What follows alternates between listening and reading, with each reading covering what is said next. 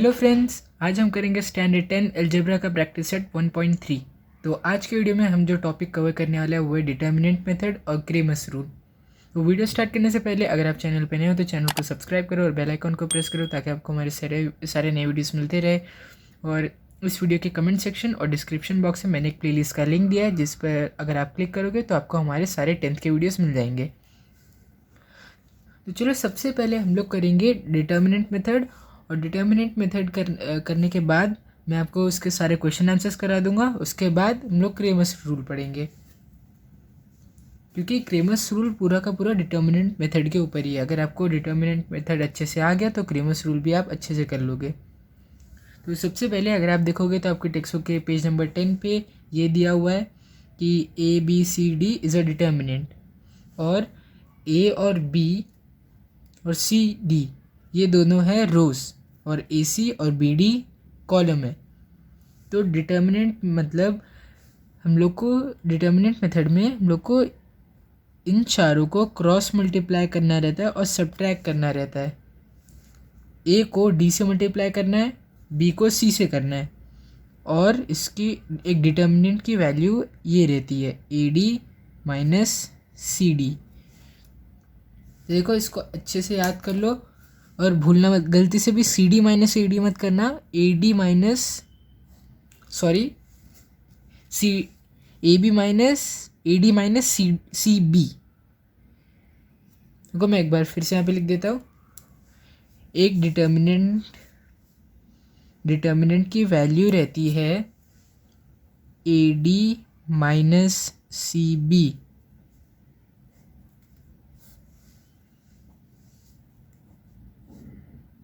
जिसमें से हमारा पहले कॉलम में AC रहता है, सेकंड कॉलम में BD रहता है। आपको याद रखना है कि आपको AD माइनस CB ही करना है, BC माइनस AD मत करना।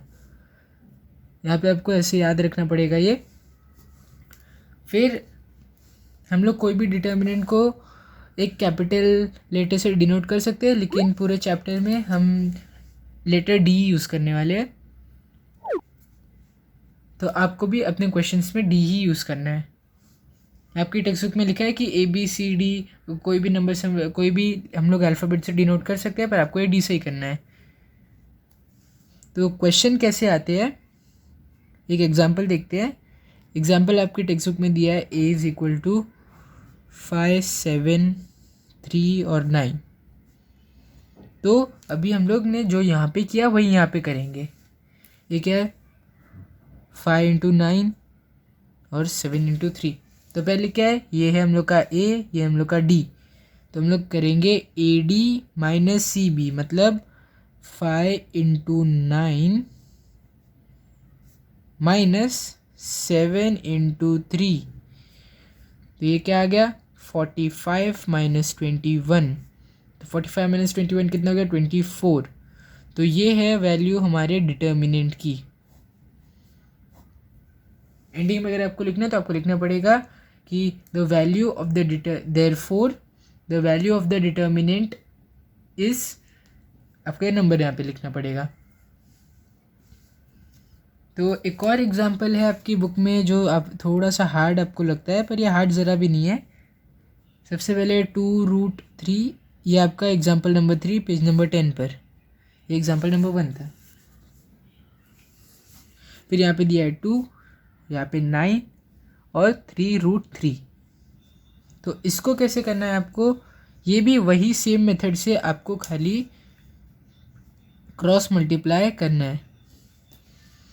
2√3 इंटू 3√3 माइनस 2 इंटू 9।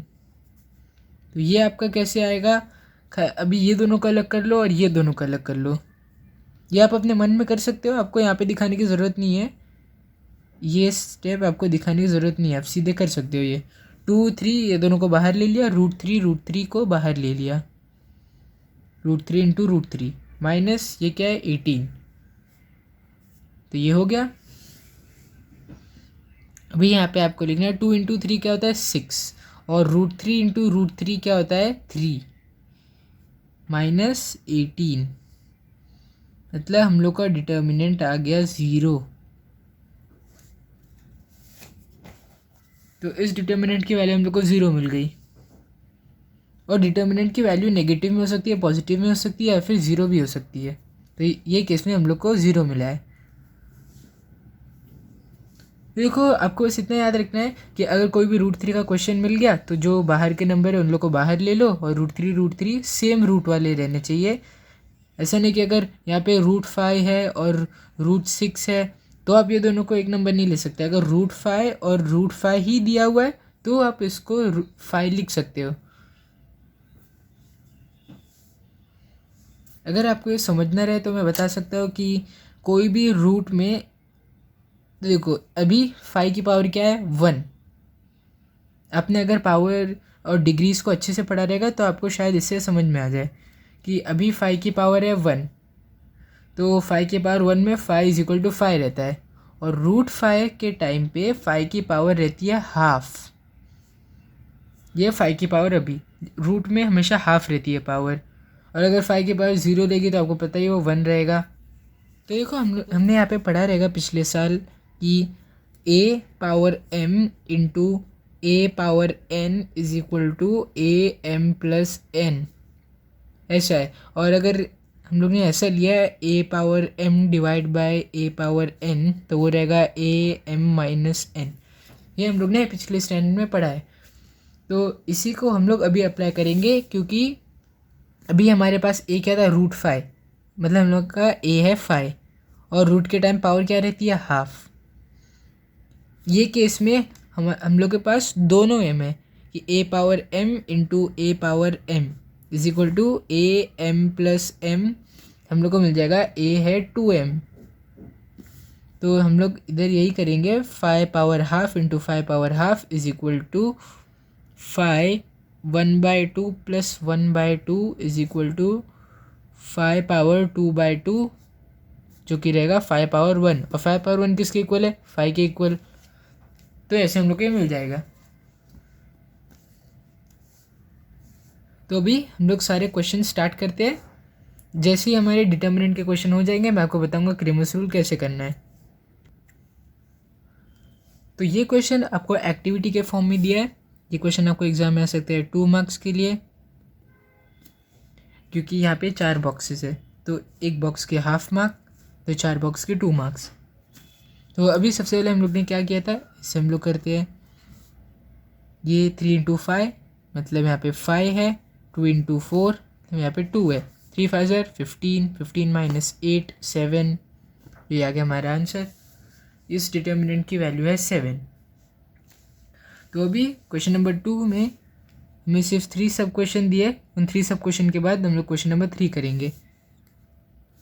तो फर्स्ट है आपको -1, यहाँ पे 2 और यहाँ पे 7 4।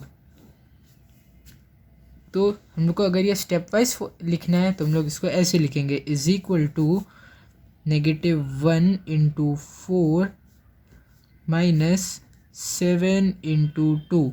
हमने क्या किया ADBC = -4 - 14 = -18। तो D आ गया 18। जब इतना आ गया हम लोग इसके आगे लिखेंगे therefore the value of the determinant is -18 और इसको एक बॉक्स में डाल देना।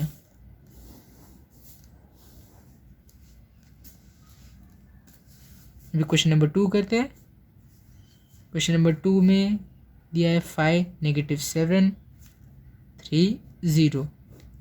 अभी = 5 × 0 पहले AD फिर BC -3 × -7 = 0 - -21। तो हम लोग ने क्या सीखा था माइनस माइनस प्लस होता है, तो हम लोग को मिलेगा 0 + 21 = 21। तो लिखेंगे therefore D = 21 और नीचे आपका फाइनल स्टेटमेंट रहेगा therefore the value of the determinant is 21। चलो अभी लास्ट थर्ड वन करते हैं। तो देखो ये क्वेश्चन हमें एक फ्रैक्शन के फॉर्म में दिया है, इसमें कुछ भी हार्ड नहीं है। देखो हमारा आंसर सीधे से आ जाएगा। इज इक्वल टू, सबसे पहले हम लोग करेंगे ऐसे कर लो, ऐसे आप पेंसिल से करो या फिर अपने मन में करो, क्वेश्चन में ऐसे मत करना, नहीं तो आपको रॉन्ग मिलेगा, क्योंकि हम लोग ये अपने समझने के लिए इसको ईजी कर रहे हैं। तो ये क्या रहेगा हम लोग का 7/3 इंटू 1/2, हम लोग यहाँ पे लिखेंगे 7/3 इंटू 1/2, इसको first bracket minus CD 3/2 into 5/3,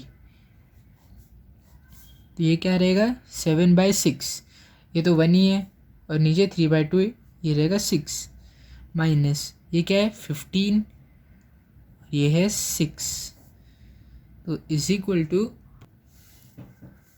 यहाँ पे आएगा 7 माइनस 15/6 इज इक्वल टू -8/6। अगर इसको और रिड्यूस करेंगे तो आ जाएगा -4/3, मतलब लिखेंगे यहाँ पे therefore D is equal to -4/3।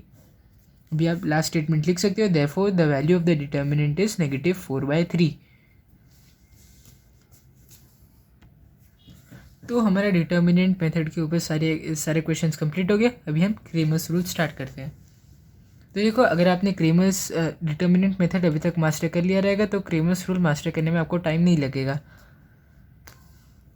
यहाँ पे हम लोग लिखते हैं क्रेमर्स रूल। अभी हम लोग ने मेथड किए रहेंगे अभी तक 3 मेथड। पहला है एलिमिनेशन मेथड, फिर सब्सटीट्यूशन मेथड, फिर ग्राफिकल मेथड, और ये हमारा क्रेमर्स रूल जो कि शायद से लास्ट मेथड है। इस चैप्टर में टोटल हमारे पास 4 मेथड थे, ये लास्ट वाला है। ये एग्ज़ाम में आपको 3 मार्क के लिए आ सकता है, और ज़रा सी भी अगर आपके साइन की गलती हुई तो पूरा आपका आंसर रॉन्ग आ सकता है। इसके लिए हम लोग इसको ध्यान से करेंगे और अच्छे से समझ के करेंगे। तो सबसे पहले हमारे पास 3 लीनियर इक्वेशन रहने चाहिए क्रेमर्स रूल के लिए, जो कि रहना चाहिए a1x plus b1y is equal to c1, a2x plus b2y is equal to c2। तो ये क्या दिखा रहे हैं, हम लोग ने तो पढ़ा है स्टैंडर्ड फॉर्म एक लीनियर इक्वेशन का क्या रहता है, ax plus by is equal to c। तो a1 दिखा रहा है, ये अलग नंबर है, ये अलग नंबर है, a1 b1 c1 ये तीनों अलग नंबर्स है और ये तीनों अलग नंबर्स है। तो क्रेमर्स रूल के हिसाब से सबसे पहले हम लोग को निकालना रहता है, फर्स्ट स्टेप में हम लोग को d निकालना रहता है, सेकंड स्टेप में हमें डिटर्मिनेंट निकालना पड़ता है, फिर सेकंड स्टेप में determinant for x, third step में डिटर्मिनेंट फॉर y, और फोर्थ स्टेप में हमें x, y की वैल्यू ढूंढनी रहती है क्रेमर्स रूल लगा के, बाय क्रेमर्स रूल।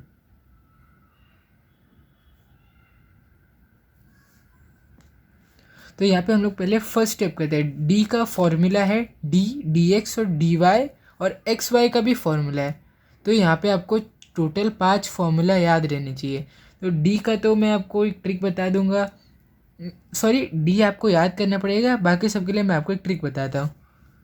सबसे पहले d का फॉर्मूला है a1 a2 और b1 b2, ये हमारा d का फॉर्मूला है। तो हम लोग को क्या मिल जाएगा, a1 इंटू b2, जैसे हम लोग ने प्रीवियसली सॉल्व किया था डिटर्मिनेंट मेथड में, हम लोग को ये वैसे ही सॉल्व करके मिल जाएगा। और फिर यहाँ पे a2 इंटू b1, ये ऐसा है। और फिर dx जब ढूंढना है तो कन्फ्यूजन को अवॉइड करने के लिए आप क्या कर सकते हो, यहाँ पे dx लिखा है तो d का मतलब ले लो डिलीट x। वैसे तो ये डिटर्मिनेंट है, पर हम लोग एक ट्रिक के लिए d को डिलीट मान रहे हैं, तो यहाँ पे लिखा है डिलीट x, मतलब x को हटा दो। तो x को हम लोग ने हटा दिया, हम लोग के पास क्या बचा, b1 b2 c1 c2।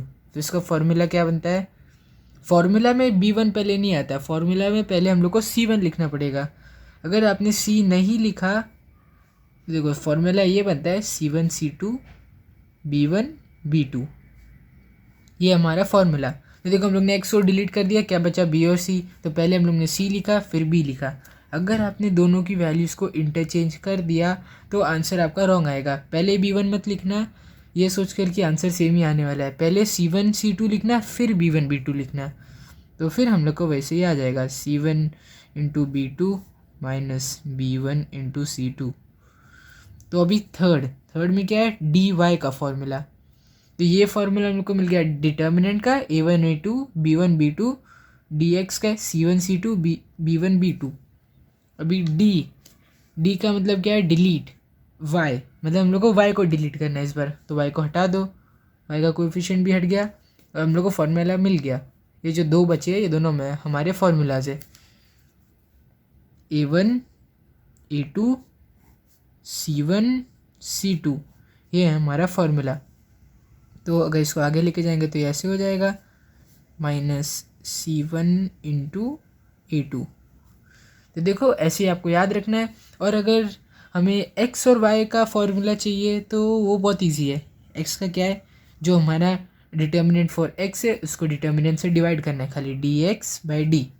तो इसको डिवाइड करेंगे हम लोग को आंसर मिल जाएगा। और y का फॉर्मूला क्या है, y का भी वैसा ही है, डिटर्मिनेंट फॉर y, इसको डिवाइड कर दो d से, मिल गया आंसर। तो यहाँ पे जो दो आंसर मिलेंगे वो रहेंगे हमारे फाइनल सोल्यूशन। ये आपको अच्छे से करना है क्योंकि ये बहुत ज़्यादा स्कोरिंग है और ये 3 मार्क के लिए आता है एग्ज़ाम में। तो देखो एक बार रिवाइज कर लो सारी ट्रिक्स क्या थी। डी डिटर्मिनेंट, ये तो आपको याद रखना है, A1 A2 B1 B2। फिर सेकेंड स्टेप dx, मतलब डिलीट x को डिलीट कर दिया, क्या बचा, b और c बचे, तो C1 C2 B1 B2। तो सेकेंड स्टेप में है डिलीट y, मतलब y को डिलीट कर दो, देखो बचा A1 A2 C1 C2। हम लोग यहाँ पे इसका फॉर्मूला आ गया A1 A2 C1 C2, और इसके बाद क्रेमर का formula x = determinant for x divided by d, तो इसका आंसर हम लोग को मिलेगा। और फिर y = determinant for d divided by determinant जो हम लोग को फर्स्ट स्टेप में मिला था। तो अभी चलो, मुझे लगता है आपको बेसिक्स क्लियर हो गए हैं। तो हम लोग इसके बाद प्रैक्टिस सेट स्टार्ट करते हैं। प्रैक्टिस सेट का क्वेश्चन नंबर 3। तो चलो क्वेश्चन नंबर 1 स्टार्ट करते हैं। तो सबसे पहले हमारे पास इक्वेशन 1 है 3x - 4y = 10, और सेकेंड इक्वेशन है 4x + 3y = 5। तो सबसे पहले हम डिटर्मिनेंट फाइंड आउट करेंगे। तो डिटर्मिनेंट का फॉर्मूला तो हमें याद है, d = A1 A2 B1 B2। तो यहाँ पे A1 क्या है 3 और A2 है 4, तो यहाँ पे लिखना है 3 पे 4, और यहाँ पे B1 क्या है -4 और B2 है 3, = 3 × 3 - -4 × 4 = 9 - -16 = 9 + 16। तो हमारे डिटर्मिनेंट की वैल्यू आ गई 25। Therefore d = 25। और अभी d हम लोग का फर्स्ट स्टेप हो गया। अभी सेकेंड स्टेप में dx ढूंढना है। dx, तो dx का फॉर्मूला क्या था, C1 C2 B1 B2, delete x, तो x को निकाल दिया हम लोग ने। तो अभी है 10 और 5, 10 5 -4 और 3 = 10 × 3 - -4 × 5 = 30 - -20 = 30 + 20, और dx आ गया 50। तो सेकंड स्टेप भी हो गया। अभी थर्ड स्टेप में हम लोग को ढूंढना है dy मतलब डिलीट y = AC, क्योंकि डिलीट y तो a और c बचा, तो 3 4 10 और 5 = 3 × 5 - 4 × 10, वो किसके इक्वल आ गया, 15 - 40। 15 - 40 कितना है, -25। तो देयरफॉर dy = -25। तो अभी हम लोग के 3 स्टेप हो गए। अभी हम लोग को ढूंढना है x और y की वैल्यू। तो इसको हम लोग लिखेंगे, आपको ये ध्यान से लिखना है और याद भी रखना है कि हम लोग को x और y की वैल्यू ढूंढने से पहले हमेशा लिखना है बाय क्रेमर्स रूल। जैसे by Pythagoras, by BPT theorem लिखते हैं, वैसे ही हम लोग को ये फॉर्मूला यूज़ करने से पहले लिखना है by Cramer's rule, x = dx/d, determinant for x upon determinant = dx हमारा 50 है, da 25, तो ये रहेगा 50/25 जो कि इक्वल है 2 के। और y is equal to D Y by D. तो डी वाई कितने हैं, -25 और d है 25, तो वो इक्वल आ गया -1 के। तो अभी हमारा फाइनल सोल्यूशन है therefore x, y is equal to 2, -1 is the solution of the given simultaneous equation।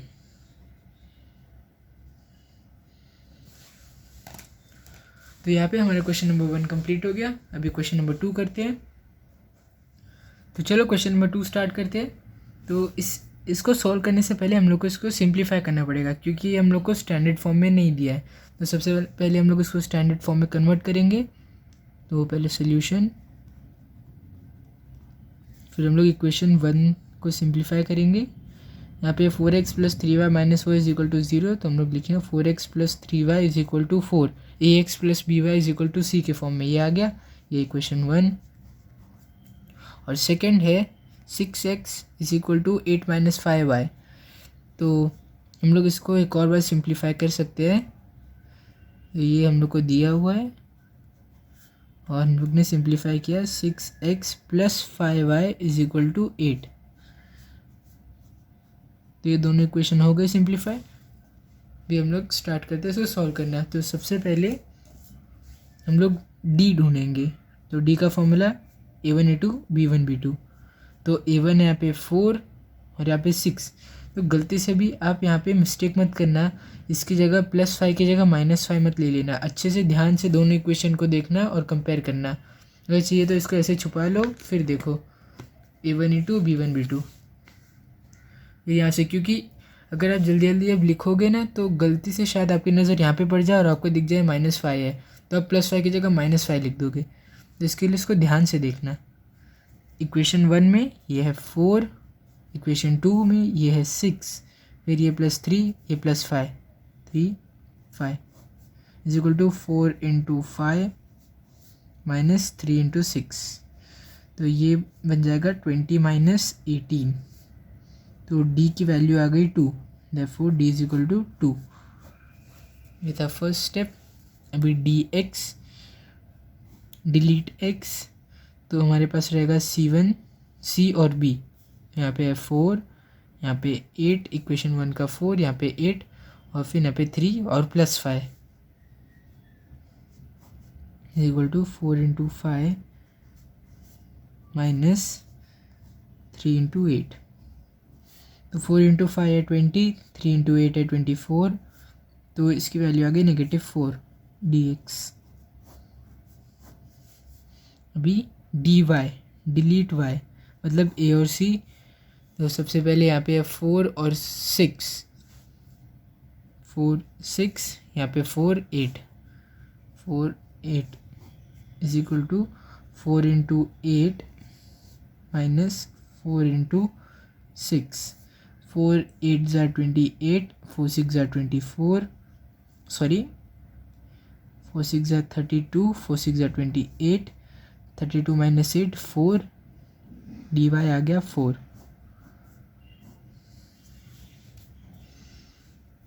तो हम लोग ने सारे डिटर्मिनेंट की वैल्यू ढूंढ ली है।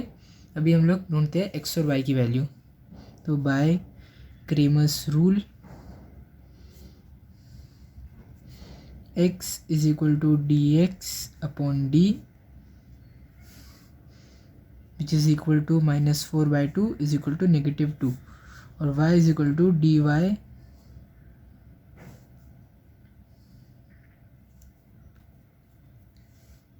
सॉरी dy हम लोग का 8 है, क्योंकि ये 4 6 24 है।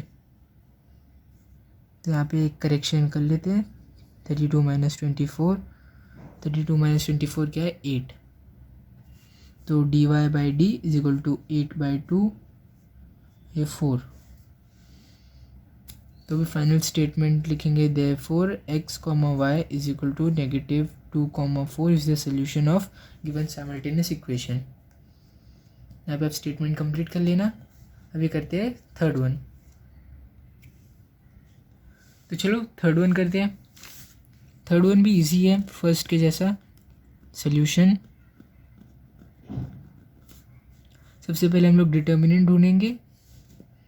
ये भी हम लोग का सॉल्यूशन के अंदर ही आ रहा है, तो मैं यहाँ से लिख देता हूँ सॉल्यूशन।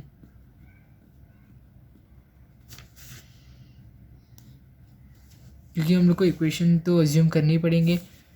तो डिटर्मिनेंट है हम लोग का A B 1 2 2 -3 1 into -3 -2 into 2 is equal to 3 -4 which is equal to -7। तो डी आ गया -7 के इक्वल। अभी डी एक्स मतलब डिलीट एक्स, तो एक्स को डिलीट कर दिया तो बी सी बचा। हम लोग लेंगे -1 12 2 -3 is equal to -1 into -3 -2 into 12 is equal to +3 -24 is equal to -21। तो ये आ गया डी एक्स की वैल्यू। अभी डी वाई है ए सी 1 2 -1 और 12, ये equal 1 into 12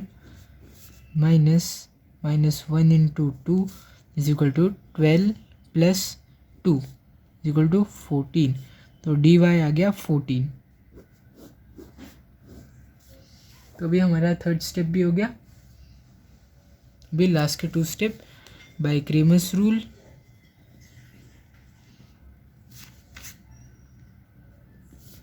x is equal to D X by D is equal to -21 by -7। तो एक minus minus cancel 3। y is equal to D Y by D is equal to 14 by -7 which is equal to -2। तो therefore x, y is equal to 3, -2। और आगे का statement. तो चलो अभी fourth one करते हैं। तो मुझे लग रहा है कि यहाँ पे मैं पूरा एक ही पेन से लिख रहा हूँ, तो आपको स्टेप उतने क्लियर नहीं है। इसके लिए मैं आगे का स्टेप आपको 3 अलग इनकी पेन से कराऊंगा। फर्स्ट स्टेप इक्वेशन अज्यूम करना है, वो रेड पेन में। बीच का पार्ट हम लोग करेंगे ब्लैक पेन में, और ये लास्ट का स्टेटमेंट ब्लू पेन में। तो इससे आपको सारे स्टेप्स क्लियर रहेंगे कि कैसे ब्रेक करके हम लोग को पूरा सोल्यूशन करना है। तो चलो अभी फोर्थ वन में फर्स्ट इक्वेशन दिया है 6x - 4y is equal to -12। ये हमारा इक्वेशन 1। और सेकंड इक्वेशन है 8x - 2y is equal to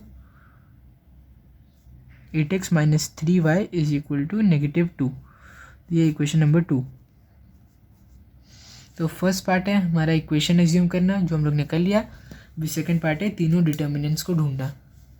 तो d is equal to a c a b 6 8 -4 -3 is equal to 6 into -3 -4 into 8 is equal to -18 -4 8 जार -32 is equal to -18 + 32 is equal to 14। तो determinant की value आ गई 14। और अभी second है D X is equal to delta X, मतलब A B और सी। तो -12 -2, ये -4 और -3।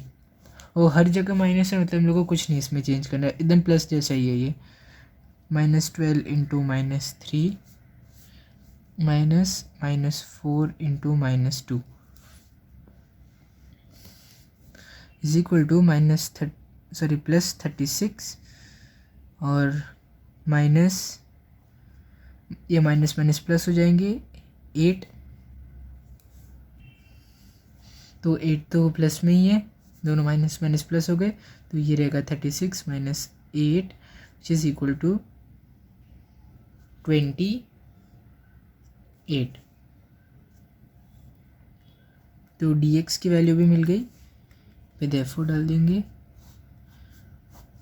अभी last dy is equal to delta y, मतलब हमारे पास a और c है। 6 8 -12 -2 is equal to 6 into -2 -12 into 8 which is equal to -12 minus यहाँ पे 84,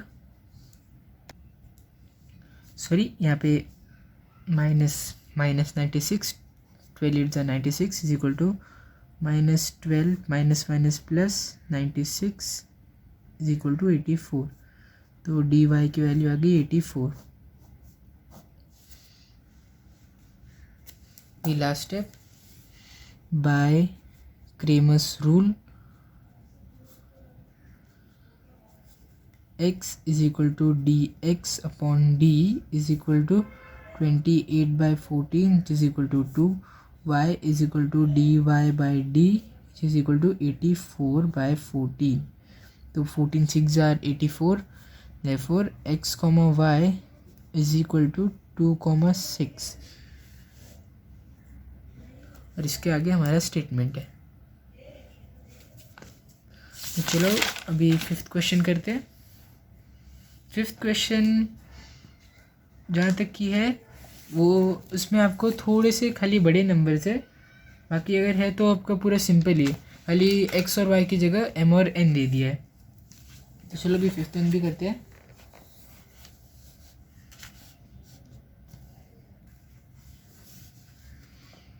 तो 5th वन में आपका इक्वेशन फर्स्ट इक्वेशन है 4m + 6n is equal to 54, equation 1, और 3m + 2n is equal to 28, ये इक्वेशन 2। तो अभी फर्स्ट हम लोग ने इक्वेशन एज्यूम कर लिया, अभी सारे डिटर्मिनेंट ढूंढते हैं। d is equal to A B मतलब 4 3 6 2 is equal to 4 into 2 minus 6 into 3 is equal to 8 minus 18। तो d की वैल्यू आ गई -10, therefore d is equal to -10। तो अभी सेकेंड स्टेप में dx मतलब डिलीट x, तो ये यहाँ पे x है पर हम यहाँ पे इसको m भी लिख सकते हैं। क्वेश्चन वैसे अगर आप x भी लिखोगे तो कोई फ़र्क नहीं पड़ता है, पर अगर टीचर आपकी स्ट्रिक्ट चेकिंग वाली रही तो शायद से आपके हाफ मार्क काट दे। इसके लिए हम लोग को वो रिस्क भी नहीं लेना, हम लोग dm लिखेंगे। तो dm is equal to delta m, तो यहाँ पे देखो डिलीट m हो जाएगा, मेरे पास ये 2 बचा और हम लोग को c को पहले लिखना है। 54 28 6 2 is equal to 54 into 2 minus 6 into 28 is equal to 108 minus 168। तो ये किसके इक्वल रहेगा -60। तो वहाँ हमारे पास dm भी आ गया जो कि इक्वल है -60 के।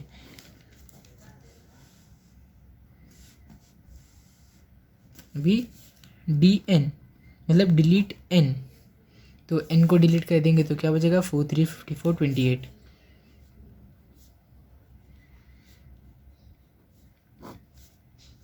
तो 4 into 28 minus 3 into 54,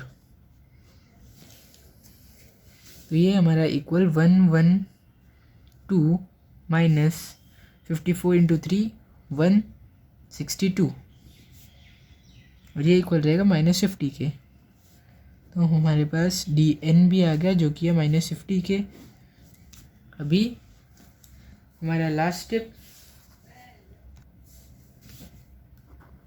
bye Cramer's rule x is equal to dx by d is equal to -60 by -10, तो ये इक्वल आ जाएगा 6 के, और y इक्वल आ जाएगा dy बाई d वो इक्वल है -50/-10, माइनस माइनस कैंसिल, इधर भी 0 0 कैंसिल 5।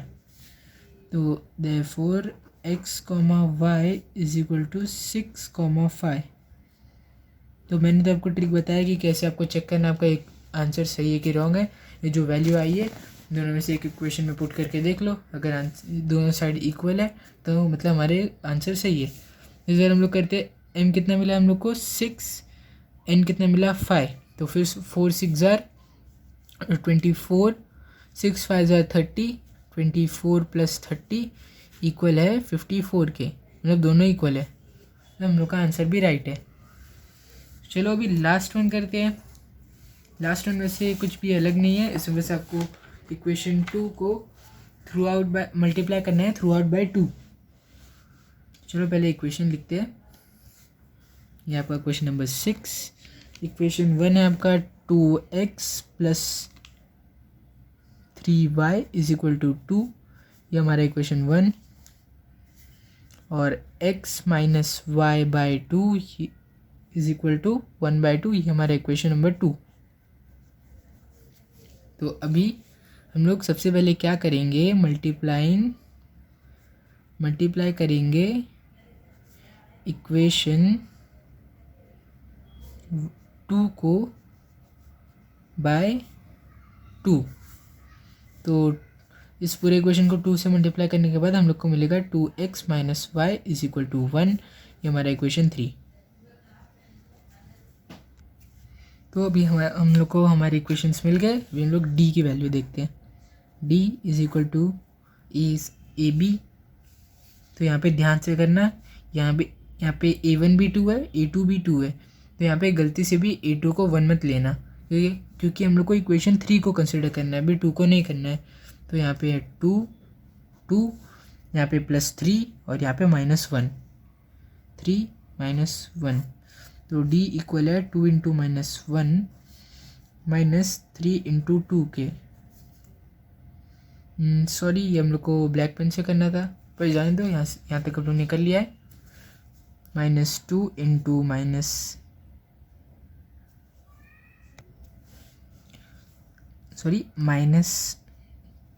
-6 is equal to -8। तो d की वैल्यू आ गई -8। चलो dx भी फाइंड आउट करते हैं। dx इज इक्वल टू, ये डिलीट x, तो यहाँ पे हम लोग के पास बचा c1 c2 और b1 b2 is equal to 2 into -1 -3 into 1 is equal to -2 -3 which is equal to -5। तो dx आ गया हमारा -5। अभी dy मतलब डिलीट y, तो y डिलीट हो गया, a और c बचा, तो ये है 2, यहाँ पे 2, c है यहाँ पे 2 और यहाँ पे 1 is equal to 2 into 1 -2 into 2, ये क्या है 2 -4, ये है -2 के इक्वल। तो हमारा dy भी आ गया -2। तो अभी हम लोग लिखेंगे by Cramer's rule x is equal to dx by d which is equal to -5/-8, minus minus cancel, तो ये आ गया 5/8। और y is equal to dy by d which is equal to -2/-8, minus minus cancel, 1 4, ये equal 1/4 के। हम लोग लिखेंगे therefore x, y is equal to 5/8, 1/4, और बचा हुआ statement is a solution of given simultaneous equation. तो यहाँ पे आपको आंसर फ्रैक्शन में आया है। अगर आपको इसमें डाउट हो रहा है तो आप इक्वेशन में एक बार पुट करके देख लो। अगर आपने इसका आंसर सही से निकाला है तो आप अगर इसको पुट करोगे, मतलब 2x + 3y, चलो एक बार मैं आपको करके दिखा देता हूँ। तो हमारे पास क्या है, 2x + 3y is equal to 2 है। यहाँ पे हम लोग को 2 आना चाहिए, तो हम लोग x और y की वैल्यू पुट करते हैं। तो सबसे पहले हम लोग के पास है 2 इंटू 5/8 प्लस 3 इंटू वाई की वैल्यू कितनी है 1/4।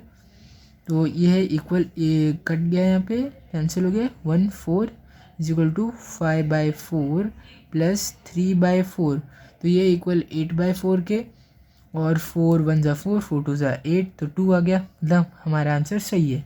तो अगर ऐसे टाइम पे आपको अपना आंसर गलत लग रहा है तो एक बार जल्दी से ये करके देख लो, आंसर आ गया, मतलब आपका आंसर सही है।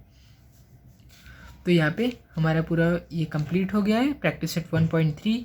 तो अगली वीडियो में मैं कराऊंगा आपको प्रैक्टिस सेट 1.4। उसके लिए आपको कुछ नया करने की ज़रूरत नहीं है, आपको खाली फ्रैक्शंस के फॉर्म में साइमल्टेनियस इक्वेशंस है जो आपको खाली सॉल्व करने हैं।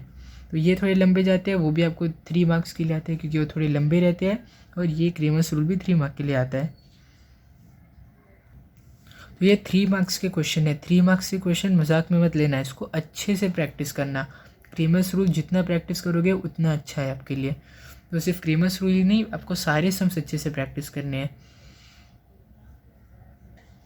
अगर आपको इन वीडियोस के नोट्स PDF के फॉर्म में चाहिए तो आप मुझे कमेंट से बताना, मैं आपको दूंगा अगली वीडियो से। और अगर ये वीडियो आपको अच्छा लगा हो तो इस वीडियो को लाइक करो, अपने फ्रेंड्स के साथ शेयर करो और चैनल को सब्सक्राइब करो। Thank you.